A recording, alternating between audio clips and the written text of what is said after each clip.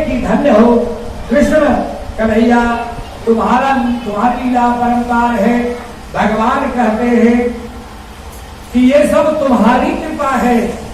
विप्र प्रसादात धरणी धरोहम, विप्र प्रसादात कमलावरोहम।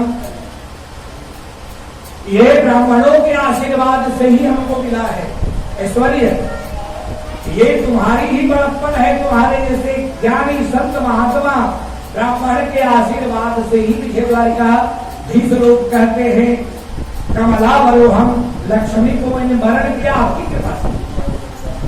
हे ब्राह्मण देवता, ये आपकी कृपा है, इसलिए सदैव आप पर हम कृपा बनाकर रखेंगे।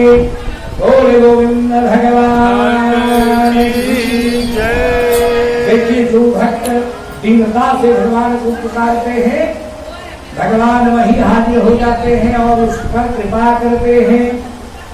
अब इनकी कथा ये है, सुदामा जी की इतनी दीन दशा में क्यों थे,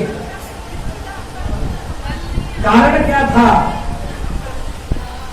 इतना दुख क्यों झेल रहे थे। शांतिपनी मुनि के आश्रम में कृष्ण बलराम और सुदामा एक ही साथ पढ़ते थे। गुरु जी ने एक बार कहा शांतिपनी मुनि ने, तुम लोग कल जो है पाठ याद करके आना, नहीं तो दंड मिलेगा। तो सबने याद कर लिया, सुदामा जी ने याद नहीं किया। अब कृष्ण के मित्र थे, वही बाल सखा बने थे। सुदामा जी को पूछे भगवान कृष्ण, क्या सुदामा तुमने पाठ याद किया? बोले गोविंद, मुझे तो पाठ याद ही नहीं किया। अब बोलते हैं ठीक है, कोई बात नहीं है। और दोनों कृष्ण को पूछा जाता है, बताओ कृष्ण पाठ सुनाओ। कृष्ण कहते हैं, गुरु जी आज तो मैं भूल गया, आज का पाठ याद नहीं है। सुदामा जी को पूछा जाता है, सुदामा जी कहते हैं मुझे भी पाठ याद नहीं है।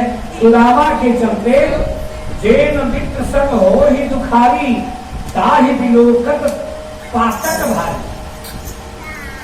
मित्र समता में होती है, और मित्र के दुख से जो मित्र सुखी न हो वो मित्र नहीं हो सकता है, विश्वासघाती हो सकता है। मित्र वही है जो दुख में साथ दे, है ना। और भी मित्र कितने हैं, परीक्षा आपातकाल में किसकी किसकी होती है। धीरज धर्म मित्र यरुनारी, आपतकाल धीरज धर्म मित्र और नारी की परीक्षा विपत्ति काल में होती है। कहाँ तक आप पति को साथ दे सकते हैं, विपत्ति काल में ही इन सबों की परीक्षा होती है। तो मित्र थे, बाल सखा थे, इसलिए इन्होंने भी कहा पाठ याद नहीं है। दोनों को दंड मिल गया, जा करके लकड़ी तोड़ करके लाना है जंगल से चुन करके, यही सजा है। दोनों को चना दिया गया गुरुकुल से, और दोनों चना लेकर चले गए। अब सुदामा जी चले जाते हैं, पेड़ पर कौन चढ़ेगा, कौन तोड़ेगा सूखी लकड़ी। कन्हैया कहते हैं सुदामा तुमको चढ़ना नहीं है, हम लकड़ी तोड़ेंगे, तुम यहीं रहो। और कृष्ण सूखी सूखी लकड़ियों को तोड़ते हैं, बारिश होने लगती है। वर्षा होते होते जो है भूख लग जाती, बहुत देर हो जाती है। सुदामा जी के पास चने की गठरी होती है, भूख लग जाती है, अपना हिस्सा का चना खा लेते हैं सुदामा जी। अब भूख नहीं मिट रही है, अब कृष्ण के हिस्सा का, कृष्ण का जो हिस्सा था उस चना को भी सुदामा जी खा लेते हैं। कृष्ण को दांत के कटकटाने की आवाज आती है। कृष्ण पूछते हैं तुम्हारे दांत कटकटा रहे हैं मित्र, क्या बात है? बोली ये ठंडा जो लग रहा है ना, इसीलिए दांत कटकटा रहे हैं। और भगवान कृष्ण का भी हिस्सा खा गए थे। जब नीचे उतरे कृष्ण को भी भूख लगी थी, बोले मित्र चना निकालो, हम लोग दोनों खाएंगे। सो सुदामा जी ने कहा कि मैंने तो खा लिया, बोले अपना हिस्सा खाया, मेरा हिस्सा दे दो। सुदामा जी ने कहा वो भी मैंने खा लिया। भगवान कृष्ण बोले सुदामा तुम्हें दुख तो होगा, बेअंशी खाना नहीं चाहिए। जो आपके अंश का है इससे क्या शिक्षा मिलती है? जहां तक आप अधिकार है वहीं तक आप लीजिए, वो रहेगा। अनर्थेन अर्जितम द्रव्यम 10 वर्षम यावत् तिष्ठति। अनर्थ से अर्जित किया हुआ धन 10 साल, उसके बाद और यदि प्रसाद समझ करके आप उसका उपभोग करते हैं तो हर समय गोविंद की कृपा रहेगी, तो लक्ष्मी स्थिर रहेगी। बोले गोविंद भगवान की जय। आज सुदामा को वही दीन दशा थी, जब दुख का समय कटा तो गोविंद का याद आया और सुदामा पूरी बन गया। बोले भगवत सल भगवान की जय। इस प्रकार परीक्षित गदगद हो गए कि वो दीन बंधु भी है। आगे सबका उपदेश दिए है, ज्ञान का कर्म का सबका उपदेश देने के बाद परीक्षित का मन 4 आश्रम के बारे में बताते हैं। ब्राह्मण ब्रह्मचर्य आश्रम, संन्यास आश्रम, वानप्रस्थ आश्रम, गृहस्थाश्रम, 4 आश्रम के बारे में बताते हैं, सब ज्ञान देते हैं। और अब क्या होता है, जदुवंशी इतने बढ़ जाते हैं। एक महात्मा जा रहे थे रास्ते में, तो जदुवंशी बालक लोग इतने हो गए थे कि किसी ने खेल खेल में एक कड़ाही पेट में बांध लिया और खेल खेलने लगा। महात्मा जी रास्ते में जा रहे थे तो कहा किसी ने, बाबा बाबा बताइए इसके पेट में क्या है। जैसे ही पूछा, ये महात्मा गुस्सा हो गए, चिढ़ाने लगे थे बालक लोग। सभी जब चिढ़ाने लगे तो महात्मा जी ने कहा जो भी है ये जदुवंशियों का नाश कर देगा। अब तो श्राप मिल गया, ये बात पता चल गई। बोले इसको घीस करके समाप्त करो, अन्यथा यदुवंशी को समाप्त कर देगा। घिसते घिसते एक इतना छोटा बच गया तीर बनाने के लायक, तो उसको फेंक दिया गया। जैसे ही फेंका महाराज मछली खा गई। मछली मछुआरे ने ले लिया और उससे ही लोहा निकला और उससे वो तीर बनाए। भगवान सबको आनंदित करके 100 वर्ष तक रहे सुदामा। ये भगवान कृष्ण 125 वर्ष तक पृथ्वी पर राज्य रहे। उसके बाद समय आया, स्वधाम जदुवंशी आपस में लड़ने लगे। जो कड़ाही रगड़ करके फेंका था, तो देखते आप कुछ जो जनवा है ना तालाब में, वो बड़े कड़े होते हैं, उसमें धार होता है, वो जन्म लिया और उससे समय आया।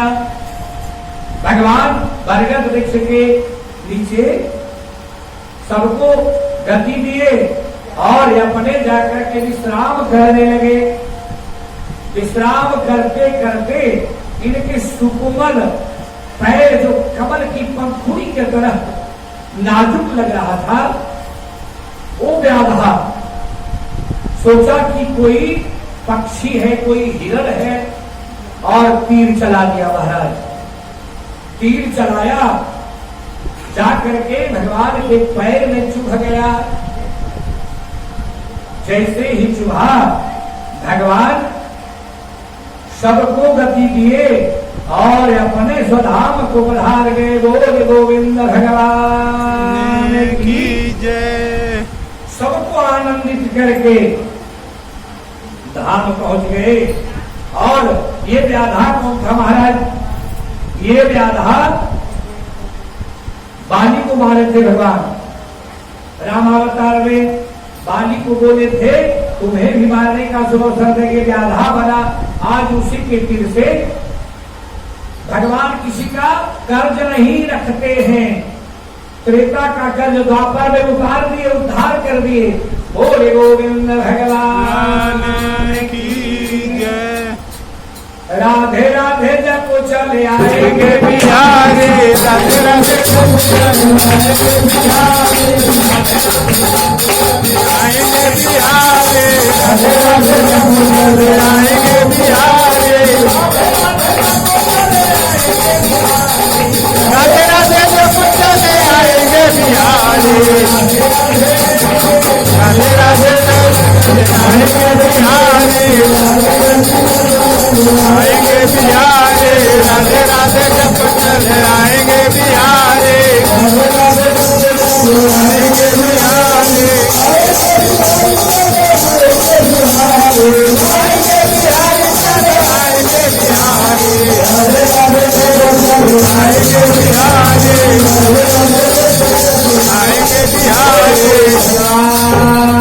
बिहारी राजा परीक्षित को श्रवण कराए।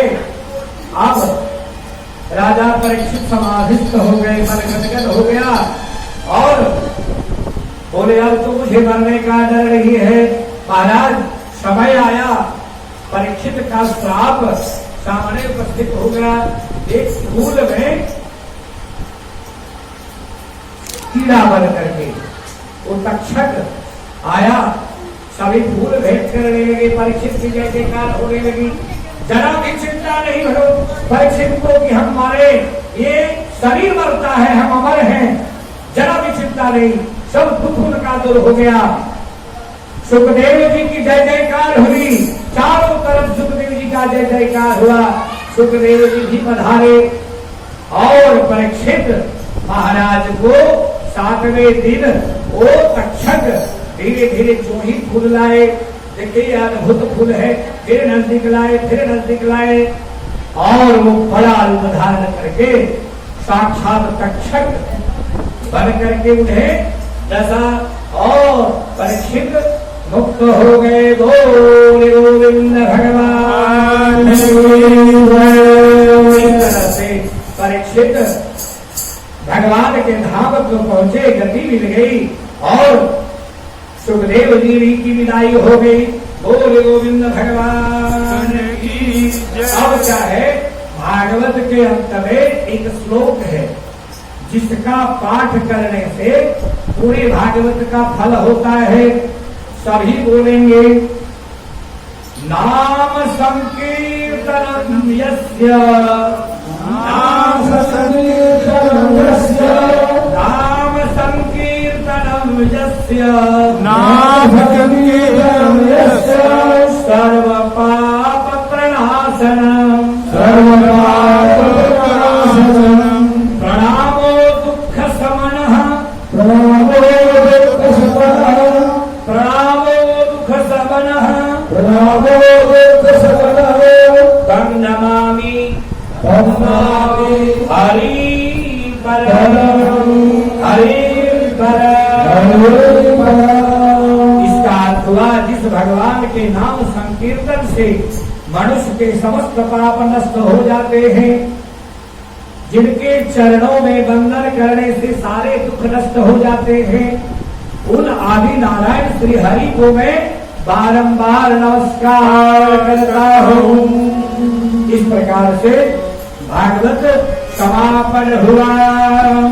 अब गोविंद नाम का संकीर्तन के साथ भगवान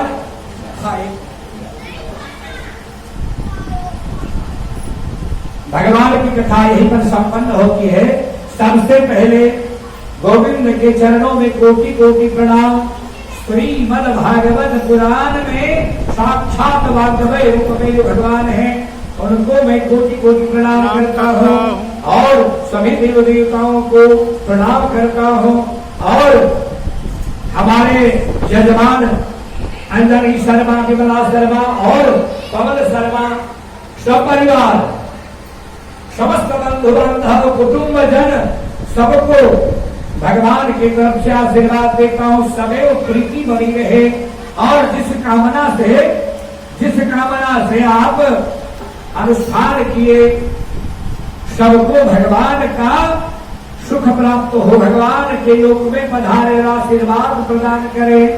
बोल भक्तवत्सल भगवान की जय। और कथा श्रवण करने वाले जितने भी भक्तारूढ़ी सज्जन वृंद माताएं हैं, भगवान सबको भक्ति में और भक्ति से सदैव मंगलमय कार्य होता रहे। इस प्रकार हमारे कीर्तन मंडली के जितने विद्वतगण है, मैं सबको प्रणाम करता हूँ। हमारे ये भांजे हैं उदय शास्त्री, ये वाराणसी से आचार्य किए हैं, इनको मैं भी प्रणाम करता हूँ।